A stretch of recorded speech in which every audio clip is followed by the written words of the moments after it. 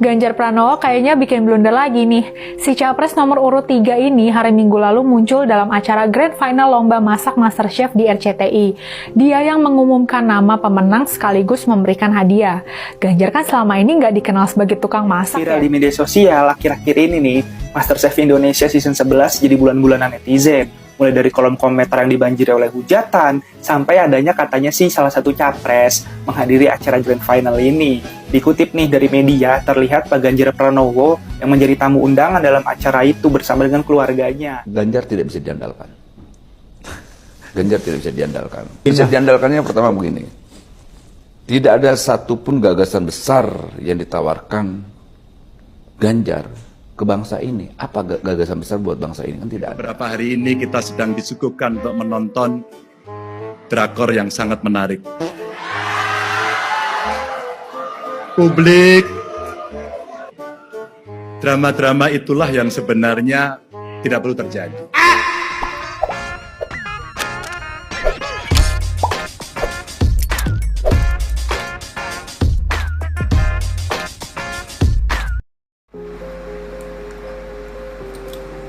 Ganjar Pranowo kayaknya bikin blunder lagi nih. Si capres nomor urut 3 ini hari Minggu lalu muncul dalam acara Grand Final Lomba Masak MasterChef di RCTI. Dia yang mengumumkan nama pemenang sekaligus memberikan hadiah. Ganjar kan selama ini nggak dikenal sebagai tukang masak ya. Karena itu, kemunculannya di MasterChef pasti terkait dengan kampanye dia sebagai capres. Apalagi acara itu disiarinya di RCTI, stasiun televisi milik Haritanu Sudipyo. Dan Haritanu ini adalah ketua Partai Perindo yang bagian dari koalisi pendukung Ganjar. Jadi penonton pun langsung menuduh ini politisasi. Kalau para penonton RCTI sebagian besar pendukung Ganjar, mungkin sih mereka bakal oke-oke aja ya. Masalahnya, banyak penonton yang nggak tertarik politik atau bukan pendukung Ganjar. Kenyamanan mereka menonton Grand Final MasterChef jadinya terganggu dengan kemunculan Ganjar. Ini lagi, bukan yang punya RCTI, bukan gubernur DKI, kok dikasih panggung buat ngasih piala, kocak. Tulis salah satu netizen. Lagi senang nonton final, disabotase. Terakhir dipolitisasi, saut netizen lain. Kalau kampanye mantar aja kali tanggal 28, tulis netizen lain. Ini semakin mencoreng nama Ganjar karena sebelumnya ada juga kasus kontroversial lain. Dia sempat muncul sebagai pemeran dalam siaran azan maghrib, juga di RCTI. Waktu itu Ganjar dituduh ngelakuin politisasi agama. Sekarang barangkali dia dituduh ngelakuin politisasi acara masak-memasak. Sialnya lagi buat Ganjar, acara Grand Final MasterChef musim ke-11 ini terkena tuduhan rasis. Kan yang muncul di Grand Final adalah Belinda Christina Sianto versus Rizky Syah Putra Singarimbun. Nah, berdasarkan performance kedua finalis itu, banyak penonton menilai seharusnya Rizky alias Kiki yang ngalahin Belinda. Ternyata 3 juri ini malah memenangkan Belinda. Penonton pun marah dengan menuduh RCTI rasis mengingat Belinda itu Tionghoa, dan selama ini hampir setiap tahun pemenang MasterChef memanglah keturunan Tionghoa. Selama berhari-hari seruan MasterChef rasis itu menyebar di media sosial. Jadi sial bagi Ganjar, dia justru muncul di Grand Final yang justru heboh karena dianggap rasis. Mudah-mudahan selanjutnya nggak ada lagi ya politisasi semacam ini. Kampanye sehat aja, jangan politisasi. Baik sahabat sekalian, barusan kita menyaksikan sebuah video di mana Ganjar dikaitkan dengan acara di salah satu stasiun televisi, yakni acara MasterChef, di mana kehadiran Ganjar itu justru menimbulkan banyak bulian. Dikarenakan Ganjar bukan seorang chef atau tukang masak, bukan juga seorang gubernur DKI Jakarta, tetapi tampil untuk menyerahkan hadiah kepada pemenang. Nah, di sini memang menimbulkan berbagai polemik atau juga persoalan karena memang selalu dikait-kaitkan dengan kampanye dirinya sebagai seorang capres. Apalagi acara ini ditayangkan secara langsung di salah satu stasiun televisi yakni di RCTI, yang seperti yang diketahui dan disampaikan tadi bahwa itu adalah salah satu stasiun milik Haritanu. Nah, di sini dikaitkan kembali dengan beberapa waktu lalu iklan azan maghrib di salah satu televisi yang sama juga, di mana Ganjar menjadi salah satu bintangnya, yakni bintang untuk iklan azan maghrib. Dan di situ pun menuai kontroversi karena ada beberapa langkah yang dilakukan oleh Ganjar terkait dengan pengambilan wudhu, itu pun juga tidak sesuai dengan aturan yang berlaku. Dan kali ini justru tampil di acara MasterChef ini juga mengundang banyak pernyataan kontroversial dari berbagai netizen. Ya, ada yang mengatakan bahwa kampanyenya belum saatnya. Lalu seperti yang dikatakan tadi juga bahwa memang acara MasterChef ini adalah sebuah acara yang tidak ada sangkut paut dengan politik. Tetapi lagi-lagi Ganjar disengajakan hadir di situ untuk menyerahkan piala sekaligus membranding dirinya dan juga memperkenalkan dirinya, serta dalam tanda kutip ini juga bagian dari sebuah kampanye sesungguhnya. Tetapi sangat disayangkan justru acara ini juga blunder dikarenakan ada terkesan rasis yang terjadi, yaitu lebih mementingkan ras tertentu untuk ditonjolkan dan dimenangkan sambil mengabaikan profesionalitas penilaian terhadap para peserta atau kandidat yang lain. Artinya bahwa memang kehadiran Ganjar kali ini ya juga kasihan karena memang acaranya juga terkesan buruk dikarenakan ada isu rasis tersebut, sehingga orang yang menyerahkan hadiah pun juga tidak punya efek apa-apa di situ karena memang acaranya sendiri terkesan rasis dan tidak diminati atau tidak disukai oleh para penggemarnya hanya karena ada isu rasis dan juga tampilnya seorang Ganjar Pranowo yang memang jelas-jelas ini merupakan bagian dari politik. MasterChef Indonesia Season 11 dikritisi habis oleh netizen sampai minta lisensinya dicabut karena mengandung unsur politik sampai adanya ketidakadilan nih antara pemenang Season 11 ini teman-teman. Ya, viral di media sosial akhir-akhir ini nih, MasterChef Indonesia Season 11 jadi bulan-bulanan netizen. Mulai dari kolom komentar yang dibanjiri oleh hujatan, sampai adanya katanya sih salah satu capres menghadiri acara Grand Final ini. Dikutip nih dari media, terlihat Pak Ganjar Pranowo yang menjadi tamu undangan dalam acara itu bersama dengan keluarganya. Tapi nggak cuma itu aja, sebab pemilihan pemenang Season 11 ini katanya lebih kepada pamor dan eksistensi semata, bukan dari segi effort dan hasil kerja calon juara. Di mana pada Grand Final Season 11 ini saling beradu nih teman-teman antara Belinda versus Kiki. Namun netizen yang memang sudah mengikuti acara ini dari awal dan sudah paham lah gitu, banyak nih yang memahami bahwa Kiki ini lebih baik dari Belinda. Mulai dari Belinda nggak bisa motong daging dan malah dipotongin oleh Kiki dengan cara konsep masakan juga yang jauh berbeda, cara penyajian, dessert, dan lain halnya. Terlihat bahwa kata netizen, Kikilah yang seharusnya menang. Lebih dari itu pun netizen ikut menyoroti nih bahwa sejak beberapa season terakhir, pemenang MasterChef ini tuh katanya lebih kepada Cindo alias Cina Indo. Disclaimer dulu ya, ini tuh dikutip dari media dan para komentar netizen yang kurang lebihnya gue nggak menyinggung ras atau sejenisnya. Balik lagi nih ke kalian bagaimana cara menanggapinya. Dan itulah sisi lain dari MasterChef Season 11 ini teman-teman. Menurut kalian soal ini? RCTI sudah melakukan blunder besar 2 kali dalam waktu dekat ini, yang sebenarnya tidak perlu terjadi dan malu loh kalau terjadi. Televisi sebesar ini bisa melakukan blunder yang naif. Sebagai pengamat perilaku selebritis, public figure dan hiburan Indonesia, saya merasa miris jika televisi dengan acara yang masih menggunakan frekuensi publik itu memihak salah satu capres, dan acara reality show-nya yang mengandung penjurian, penilaian itu melakukan hal yang tidak adil.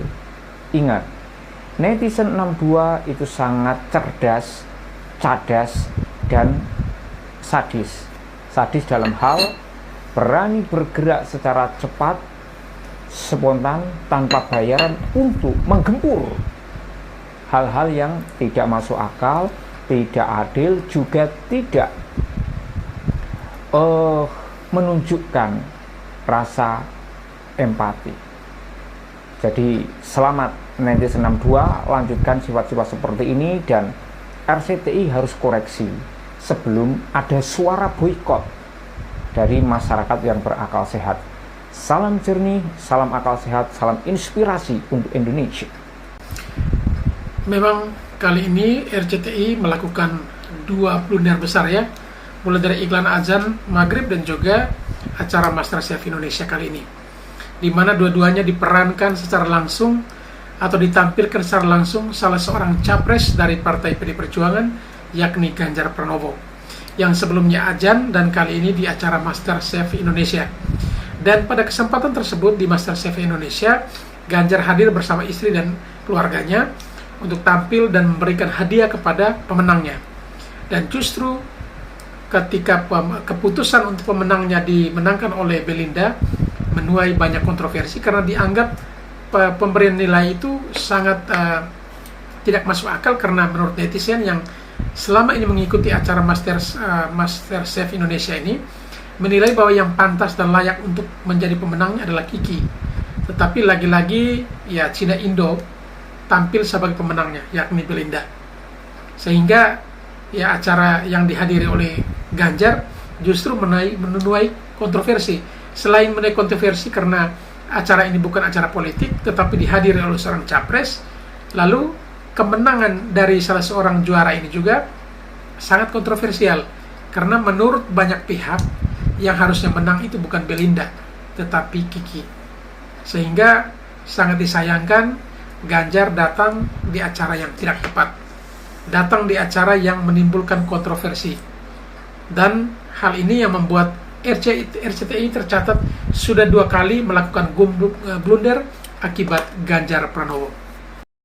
Kami berempat, PD Perjuangan, P3, Perindo, dan Hanura bersama relawan menyadari bahwa Pak Ganjar dan Prof. Mahfud MD memenuhi kriteria sebagai seorang pemimpin yang baik, pemimpin yang berkarakter, yang punya pengalaman lengkap, pemimpin yang memulai keberhasilannya dari keluarga, pemimpin yang punya visi masa depan, pemimpin yang jujur, pemimpin yang berani mengambil resiko ketika berhadapan dengan hal-hal yang pahit terhadap bangsa dan negaranya. Karena itulah pada kesempatan ini saya akan mempersembahkan juga suatu pantun yang mencerminkan suasana hati kami. Pantun apa lagi? Pertama, kalau dikatakan cakap-cakap ya, Pulau Bali, Pulau Dewata, masyarakatnya ramah terbuka pada siapa saja. Namun ada yang tega merusak suasana, melepas baliho dan bendera sebagai cermin ketidakadilan nyata. Oke, tepuk tangan. Jadi yang pertama. Yang kedua, Bali bumi spiritual terkenal di dunia. Cakep. Masyarakatnya religius dengan kultur khas Indonesia. Cakep. Di sini berlaku hukum karma pala bagi siapapun yang cederai kasih Ibu Pertiwi demi perpanjangan kuasa. Ketiga, cukup. Pak Prabowo punya jurus menggoda.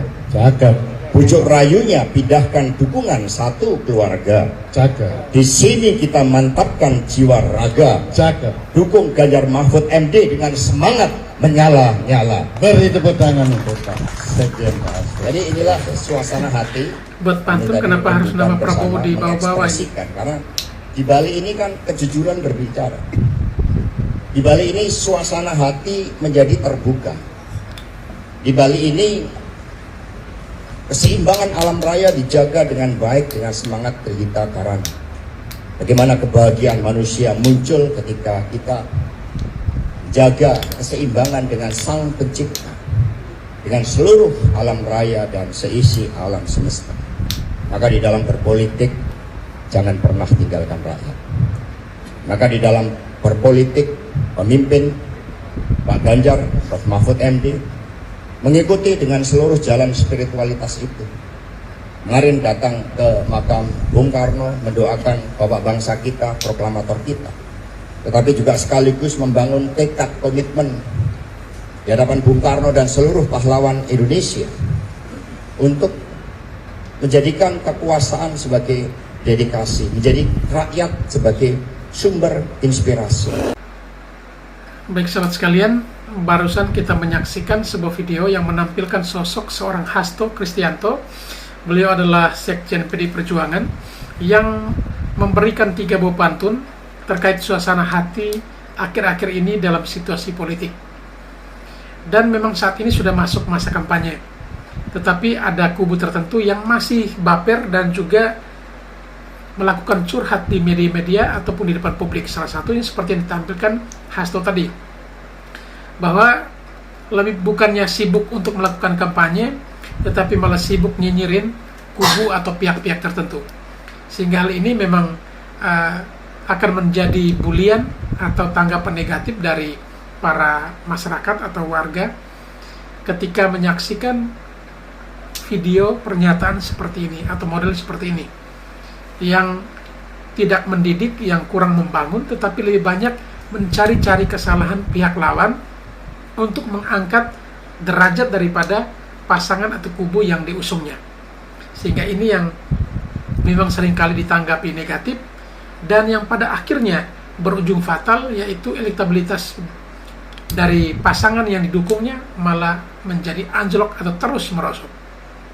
Dan itu yang perlu diantisipasi dengan baik oleh kubu PD Perjuangan agar kiranya lebih fokus kepada kampanye yang sesungguhnya daripada menjelek-jelekan pihak atau kubu lain. Si paling teraniaya, ternyata pelakunya dia sendiri, gak bahaya ta? Tapi beberapa hari ini kita sedang disuguhkan untuk menonton drakor yang sangat menarik. Publik, drama-drama itulah yang sebenarnya tidak perlu terjadi. Kegelisahan, suasana kebatinan yang muncul di masyarakat. Ada tokoh agama, ada guru-guru bangsa, ada seniman, ada budayawan, ada teman-teman jurnalis, ada para pemret, para aktivis mahasiswa, dan semuanya sedang menyuarakan kegelisahan itu. Semuanya basir ya. Kewajiban kita Bapak Ibu untuk menjaga. Karena kalau kita merasakan itu, rasanya demokrasi harus kita pastikan bahwa demokrasi bisa baik meskipun sekarang belum baik-baik saja. Kita harus sampaikan itu. Saya tenang kok. Dan kami ini tenang semuanya. Karena kami sangat yakin ada rakyat Indonesia bersama kami untuk menjaga demokrasi di negeri ini. Setelah ini kita mesti bisa memastikan bahwa arah reformasi mesti kita tuntaskan. Demokrasi yang berjalan jurdil, situasi yang bisa berjalan pada rel, dan kita selenggarakan dengan betul-betul membawa integritas yang jauh sekali dari unsur KKN. Harus kita pastikan. Baik sahabat sekalian, Ganjar Pranowo mengingatkan kita akan pentingnya integritas, ya, dan juga kepercayaan yang diberikan perlu dijaga. Tetapi lagi-lagi ditampilkan fakta integritas, ya, Bupati Sorong, bagaimana untuk bisa memenangkan atau mengusung Ganjar Pranowo sebagai pemenang di Pilpres nanti. Dan berbicara soal kejujuran, ditampilkan berita terkait dengan curhatan mantan ASN Boyolali yang diperintahkan untuk memberikan dukungan terhadap Ganjar Pranowo. Nah, inilah dalam bentuk drakor yang disampaikan oleh Ganjar Pranowo pada kesempatan ini. Justru drakor itulah yang ditampilkan hal-hal yang memang di luar dugaan kita. Ternyata di belakang itu ada fakta integritas yang dibangun untuk bisa melibatkan ASN atau juga beberapa pihak yang dalam hal ini dalam unsur pemerintah untuk terus memberikan dukungan kepada Ganjar Pranowo. Kalau berbicara hal ini, tentunya sama seperti menepuk air di dulang terpecik muka sendiri. Bagaimana mengatakan bahwa integritas itu penting, tetapi diam-diam atau di belakang itu ada fakta integritas yang hanya untuk menguntungkan salah satu pihak, yakni kubu PD Perjuangan yang terjadi di Sorong, dan juga curhatan seorang mantan ASN dari Boyolali. Mungkin dua hal ini merupakan perwakilan dari bentuk atau apa yang disampaikan dengan drakor yang sesungguhnya yang diungkapkan oleh Ganjar Pranowo barusan. Anak muda kita, saya bilang sama Presiden, jangan dimanja, dibilang generasi kita adalah generasi milenial. Saya mau tanya hari ini, apa sumbangsihnya generasi milenial? Apa sumbangsih kalian ke bangsa dan negara ini? Masa hanya demo aja?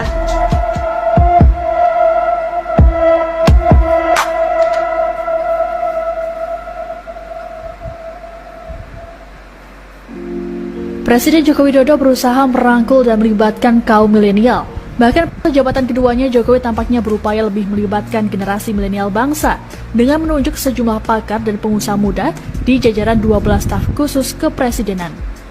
Penunjukan 7 orang staf khusus dari generasi milenial itu untuk mengimbangi kalangan politisi berumur.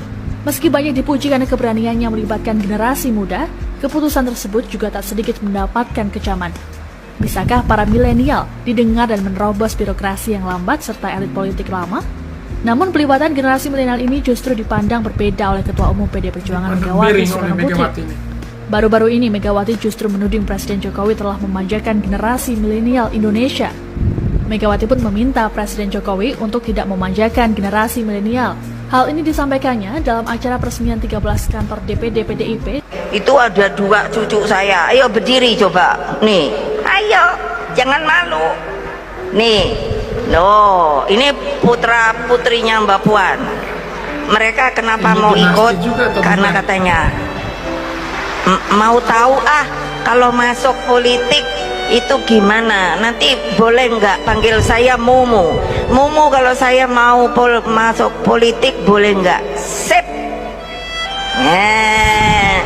Gitu dong. Duduk sayang. Gitu lah piye, ini dua-dua sekolah luar negeri.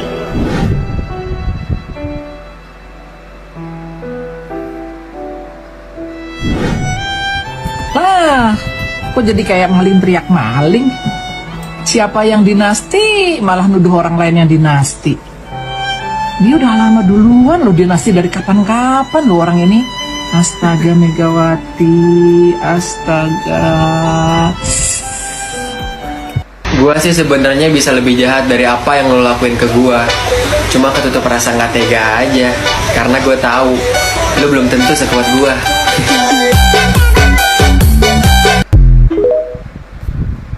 Baik sahabat sekalian, ya pernyataan Megawati ini saya rasa dan saya pikir sangat-sangat tidak diterima oleh kaum milenial. Karena di sini Megawati justru mengatakan bahwa sumbangsi kaum milenial itu tidak ada apa-apanya di dalam pembangunan bangsa ini. Beliau juga mengkritiki bagaimana Jokowi di periode kedua mengangkat beberapa staf khususnya yang merupakan generasi milenial. Dan Megawati mengatakan apa sih sumbangsinya dari kaum milenial itu? Yang tidak lebihnya hanya kegiatannya demo dan demo. Nah ini secara tidak langsung Megawati ini mau mengkerdilkan potensi anak-anak muda kita, kaum milenial kita, untuk bisa terjun ke dalam dunia pemerintahan atau di dalam dunia politik. Karena ketika belum apa-apa, beliau lebih banyak pesimisnya bahwa anak-anak muda tidak mampu melakukan apa-apa. Tetapi di beberapa kesempatan, justru ia tampilkan cucu-cucunya yang merupakan generasi milenial atau orang-orang muda, anak-anak muda, tampil di dalam sebuah kegiatan forum Rakernas untuk memperkenalkan cucu-cucunya kepada para kadernya. Artinya bahwa ia tetap berharap bahwa partai yang dibesarkannya ini tentunya akan diwariskan kepada anak cucu, yang notabene adalah orang-orang muda yang akan melanjutkan untuk mengembangkan jalannya partai yang dibangunnya ini. Tetapi di satu sisi justru ia meragukan sekali dengan kaum muda, orang-orang milenial yang menurutnya tidak ada kontribusi atau sumbangsi apa-apa di dalam pemerintahan atau untuk bangsa dan negara ini. Mungkin Ibu Mega lupa bahwa sudah semakin banyak orang-orang muda kita yang menjadi pengusaha yang tentunya juga memberikan kontribusi bagi bangsa dan negara ini, yaitu membuka lapangan pekerjaan dan juga berbagai support dalam pembangunan bangsa dan negara. Itu yang mungkin Ibu Mega lupa.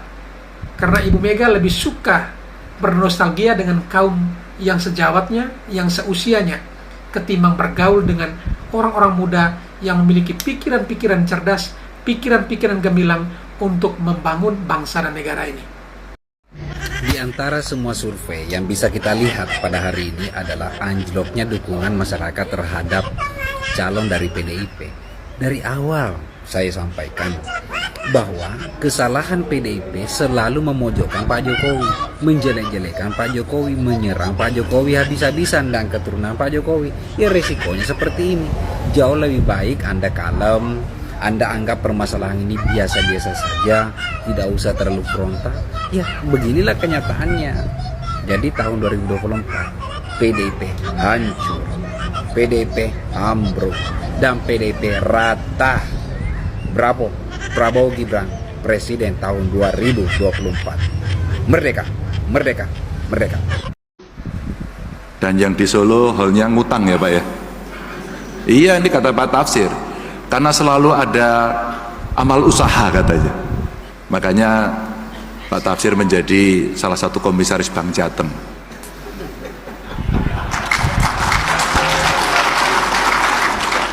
Nggak usah tepuk tangan, nggak ada sepeda. Penegakan hukum hak asasi manusia yang tadi dengan singgung ya. Skala 1 sampai 10 kira-kira. Hukum dan hak asasi manusia. Hukum, hak asasi manusia, pemberantasan korupsi, demokrasi, ya kira-kira tadi yang dengan singgung sebagian di antara. Ya, dengan kasus ini cukup. Poinnya, jumlah kira-kira poinnya berapa? 1 sampai 10. 5. 10 terbesar lulusan terbaik itu jadi dosen. Oke. Ya dong. Masa jadi MC? Siapa Mas MC? Saya jurnalis bukan MC. Bukan ya. Jurnalis kalau gitu. Dan jurnalis profesi yang membanggakan loh Mas. Itulah sifat asli dari seorang Ganjar Pranowo yang selalu menganggap remeh profesi seseorang. Bahkan Najwa Shihab saja dianggap profesinya yang kurang tepat ya. Kalau pintar harus jadi guru besar, bukan jadi MC. Dan itu dibantah oleh Najwa Shihab sendiri bahwa ia bukan MC tapi seorang jurnalis. Dan ada satu video sebelumnya di mana Ganjar ketika berbicara di suatu forum diberi tepuk tangan tetapi ya memintanya untuk berhenti karena tidak ada sepeda. Ini bagian dari bentuk nyinyiran atau sindiran halus terhadap Presiden Jokowi yang seringkali di setiap momen ketika ada pertanyaan atau apapun kuisnya, hadiahnya pasti adalah sebuah sepeda. Dan mungkin menurut Ganjar, hal-hal yang dilakukan oleh Presiden Jokowi selama ini itu kurang tepat. Mungkin kebiasaan Jokowi itu dianggapnya sepele atau tidak memiliki nilai apa-apa. Ganjar tidak bisa diandalkan. Ganjar tidak bisa diandalkan. Bisa diandalkannya pertama begini. Tidak ada satupun gagasan besar yang ditawarkan Ganjar ke bangsa ini. Apa gagasan besar buat bangsa ini? Kan tidak ada. Kedua, kita melihat Ganjar ya petugas partai. Artinya dia hanya tunduk terhadap keinginan yang mengontrol dia. Pemimpin yang baik harus ada gagasannya. Cari di mana? Dimanapun pemimpin, yang pertama ditawarkan bukan dirinya, adalah gagasan besarnya. Semua pemimpin. Baik, Noel ini merupakan salah seorang kelompok dari pro Jokowi ya, dari kelompok Projo lalu ke pro GP atau Ganjar Pranowo, dan pada akhirnya memutuskan untuk pindah haluan menjadi pro Prabowo Gibran ya. Dan saat ini beliau juga merupakan salah satu anggota dari tim pemenangan Prabowo Gibran. Menurutnya kenapa ia hengkang dari Ganjar ke Prabowo, dikarenakan Ganjar memang tidak bisa diandalkan karena lebih banyak mendengar daripada orang yang mengontrolnya. Artinya dia tidak memiliki independensi sendiri, tetapi selalu dikontrol oleh orang yang lebih berkuasa, yakni ketum partainya. Sehingga hal ini akan membahayakan bagi seorang pemimpin jika terus-terusan mengikuti kemauan seorang ketum partai. Padahal ketum partai tidak dipilih oleh rakyat, yang dipilih oleh rakyat adalah presiden. Sehingga presiden akan memiliki integritas dan juga memiliki hak yang namanya prerogatif, akan sungguh-sungguh menjalankan fungsi dan tugasnya dengan baik jika tidak diintervensi oleh ketum partainya.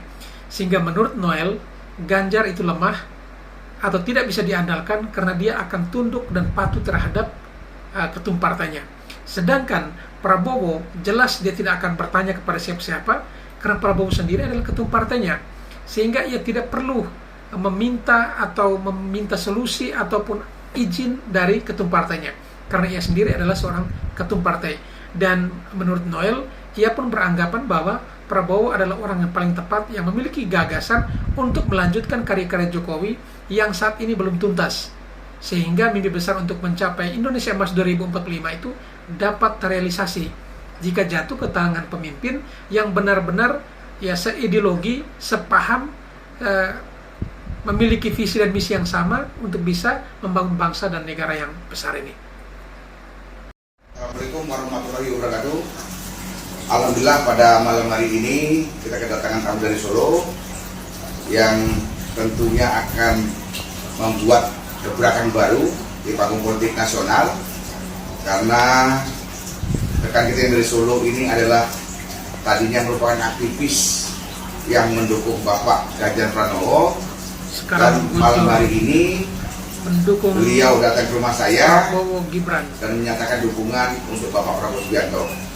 Adapun langkah-langkah yang akan kita lakukan besok, mereka kawan-kawan kita yang dari Solo datang ke Jakarta akan melaksanakan deklarasi di suatu tempat yang ada di Jakarta Selatan, ya. Untuk tempatnya besok saya sampaikan. Jadi intinya malam hari ini saya, Ketua Umum Gerakan Cinta Prabowo, menerima penuh dukungan dari relawan mereka yang belum bisa saya sebut namanya, tapi besok kami viralkan bahwa itu bentuk dukungan baru untuk Pak Prabowo yang semoga membawa efek yang luar biasa untuk panggung politik Indonesia. Secara simbolis saya serahkan atribut dari Pak Prabowo Subianto ini untuk Mas Dika, yang dalam hal ini yang mewakili dari relawan yang akan mencabut dukungan mereka kepada Ganjar dan akan melakukan pilihannya ke Pak Prabowo Subianto.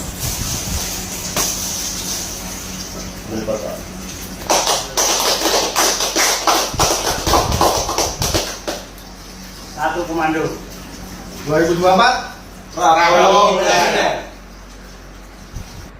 Baik sahabat sekalian, itulah merupakan video terakhir di mana relawan Ganjar Pranowo beralih dukungannya ke Prabowo Gibran, dan mereka bertemu di Jakarta untuk diserahkan atribut dari Prabowo Gibran berupa baju kaos, ya, yang nantinya akan dibawa atau dikenakan atau digunakan oleh para relawan Prabowo Gibran yang berasal dari Solo, sehingga ya sudah semakin banyak kelompok-kelompok dari relawan Ganjar Mahfud justru beralih dukungan ke Prabowo Gibran.